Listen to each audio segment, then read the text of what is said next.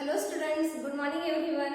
So we are studying our 11th lesson, that is the reflection of light, and in previous lecture we have studied the three important rules that we have to follow in order to draw the ray diagrams. Okay, so these three rules are very important in the next topics also.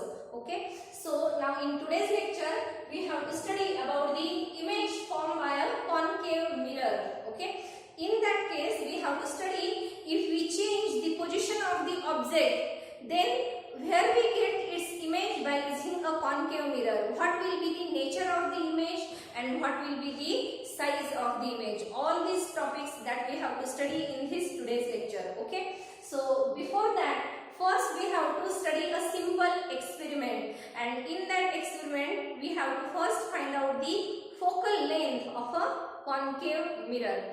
So now how to perform that experiment and which apparatus that we required in that experiment. So let us first study on this. So in this experiment, first we required an object, and for that we required a cardboard box.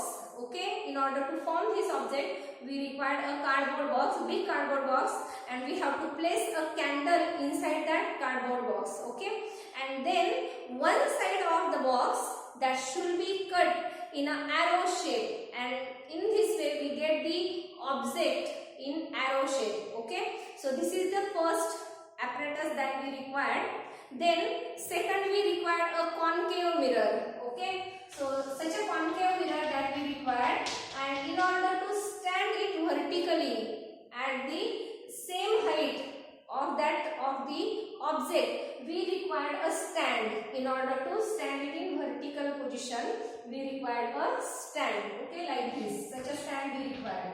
And then this is the object. Let us consider this is the object and this is the concave mirror. And after that we also required a screen. Okay, in order to get the image on that screen, and for that we required a big cardboard on which we have to paste a white paper. Okay, and one more thing that we required, that is a meter scale in order to measure the focal lengths and in order to see the position of the object and images. Okay, so these are the four apparatus that we required in this experiment. Now first of all we have to study how to find out the focal length of that concave mirror, because instead of finding the focal length we can't consider the position of the objects. Okay, so let us see how to find out the focal length of this concave mirror. For that we have to place the screen near to our window. Okay, first place the screen near to our window and then place this concave mirror in front of the screen. Okay, so if you place the screen here, suppose this is the screen, and if we place this concave mirror in front of the screen near our window, then what happens in this case? The parallel rays which are coming from the distant object, or we can say a sun. Suppose the rays which are coming from sun, that should be parallel to each other and also parallel to the principal axis of this concave mirror. Then all these rays, what happened? All these rays after reflection, we know this rule, all the rays which are parallel to principal axis after reflection converge at a single point, and that is called as a focus. So when such a parallel rays are incident on this concave mirror, then after reflection they will converge at a single point. Suppose this is the principal focus. So after reflection all these rays will be converged at a single point. So these are the incident rays, and after reflection they converge at a single point. And now if we move our screen at this position, suppose if we move our screen at this position, then on the screen we get the image, very point image of the sun. Okay, very small, or we can say a point image of the sun. And now we have to just measure the distance between the screen and the concave mirror. Okay, so the distance between the screen and the concave mirror, that is called as the focal length of that concave mirror, because this point is called as a focus. Okay, and this is the pole. Okay, and the distance between the focus and the pole, that is called as the focal length. So just measure the distance between the screen and the concave mirror, we get the focal length of that concave mirror. So this is a simple method how to find out the focal length of this concave mirror. And then after that we get here the focal length. Then we have to change the position of the object. Now we have to bring our object, that is the arrow shape object, in our experimental setup, and then we have to place the object at different positions in front of the concave mirror. So here we have given in your textbook two different positions of the object and how we get the image formed by that concave mirror. So in the first diagram we have given that the position of the object should be in between the focus and the center of curvature. Now let us see that first diagram. Consider this is a concave mirror. So this is the principal axis. This point that is called as the pole of the concave mirror. This is the pole. Consider now this is the focus of this concave mirror. Double its distance, that is the center of curvature, because we know that the focal length should be half of the radius of curvature. So the focus, if this focus is at 10 cm, then the center of curvature should be at 20 cm. Okay. So this is the focus and this is the center of curvature. I am just giving an example. Okay. So after that, where we have to place the object in this case, in this first diagram, we have to place the object between the focus and the center of curvature. So let us consider here we place our arrow shaped object. Okay. Let us name it as AB. So AB is our object. We place between the center of curvature and the focus. And now we have to see how we get the image, how we form the image by using this concave mirror. And for that we have to follow all the three rules that we have studied in the previous lecture. Okay. So the first ray, which is moving parallel to this principal axis, like this. We draw this first ray which is moving parallel to this principal axis. And what is the first rule? The ray which is parallel to incident ray which is parallel to principal axis, after reflection passes through the focus. So after reflection, that ray will passes through the focus like this. So this is the reflected ray. Let us name it is S and this is point T. Okay. So this is the incident ray AS, and after reflection it passes through the focus. So ST will be the reflected ray. Okay. Then after that, next what we have studied, the second ray which is starting from this point A and which is passing through the focus like this. The second incident ray which is passing through the focus, where should means how it will pass.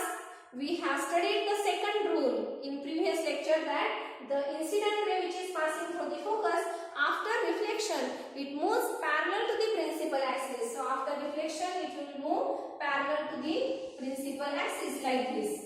So it will move parallel to the principal axis. Let us name it as Q and this is R. Okay.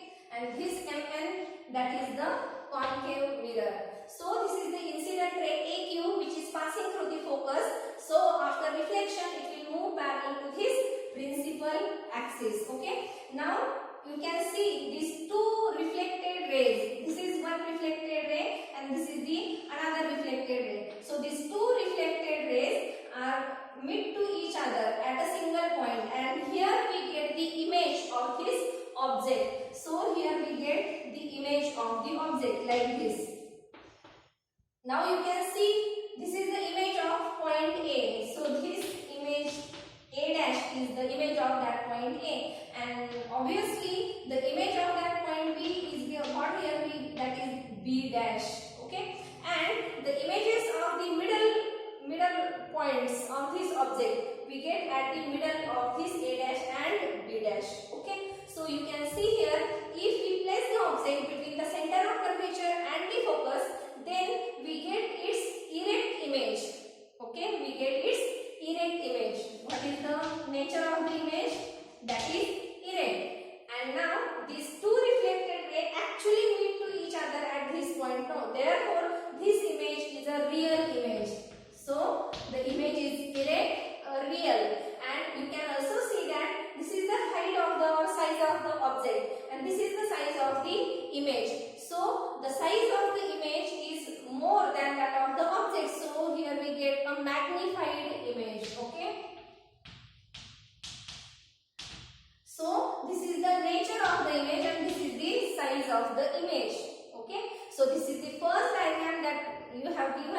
textbook. Okay, you can see again, if we place the object between the center of curvature and the focus, then we get its image beyond the center of curvature.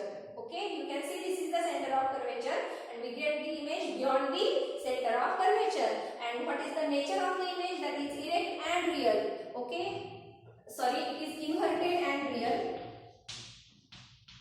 Inverted and real. And what is the size of the image? That is magnified. Okay, the size of the image is larger than that of the object. So this is the first diagram. Remember, we have to follow all the rules that we have studied in the previous lecture in order to draw the ray diagrams. Okay, so this is the first. Now let us draw the second diagram. For that, we have to again consider a concave mirror. Okay, so this is the principal axis of the concave mirror. This is the pole. Again we consider this is the focus. Then double its length, that is the center of curvature. Okay, and this MN, that is the concave mirror. Now in this case, in that second case, we have to place the object within the focus. Okay, so we have to place this object within the focus like this. Okay, now in that case, we have to again follow all the rules that we have studied in previous lecture. So the first ray, which is parallel to this principal axis like this. So this is the first ray which is parallel to principal axis. After reflection, it should be passes through the focus. So this ray should be passes through the focus like this. So this is the reflected ray. Let us name it as, this is point S and this is T. Okay, so the ray which is parallel to principal axis after reflection is passing through the focus. So this is the first rule actually. Then after that, the second ray. Actually, this second ray is incident on this concave mirror, but it is seems to be coming from this center of curvature like this. Okay, so this is the another ray which is incident on this concave mirror, but we can see if we join this point C to this point, this is the image object AB. So if we join this point CA, then this ray, it is incident on this concave mirror. It means it is passing through the center of curvature. Okay, and then after reflection, we know the third rule. If a ray which is passing through the center of curvature, after reflection, it will move along the same path in backward direction. So the reflected ray will be moving along the same path in the backward direction. So this is the incident ray, and along the same path we will get this reflected ray. Okay, so in this way, these two reflected rays, you can see these two reflected rays will never meet to each other. They will not meet to each other because they are moving away from each other. Okay, so they will not meet to each other in front of the mirror. But if we can imagine, then these two reflected rays, if we extend it in backward direction, then you can see these two reflected rays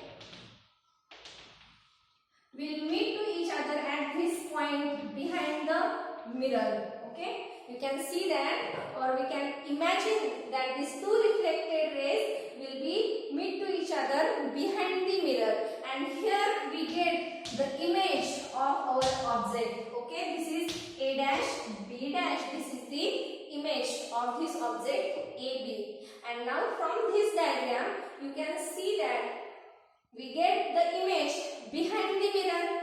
Actually, the rays are not, means these reflected rays are not crossing to each other or not meet to each other. Okay, therefore this image should be a virtual image. What we get? Virtual image. Also this image is erect. This is an erect image. This is an erect image. So this is the nature of the image. Okay, and also you can see this is the height of the object and this is the height of the image. It means we get a magnified image. Okay, so the size of the image should be magnified. So in this case, here at position number 1, means in first diagram, if we place the object between C and F, then we get its image on the same side of the mirror. And remember always, the images which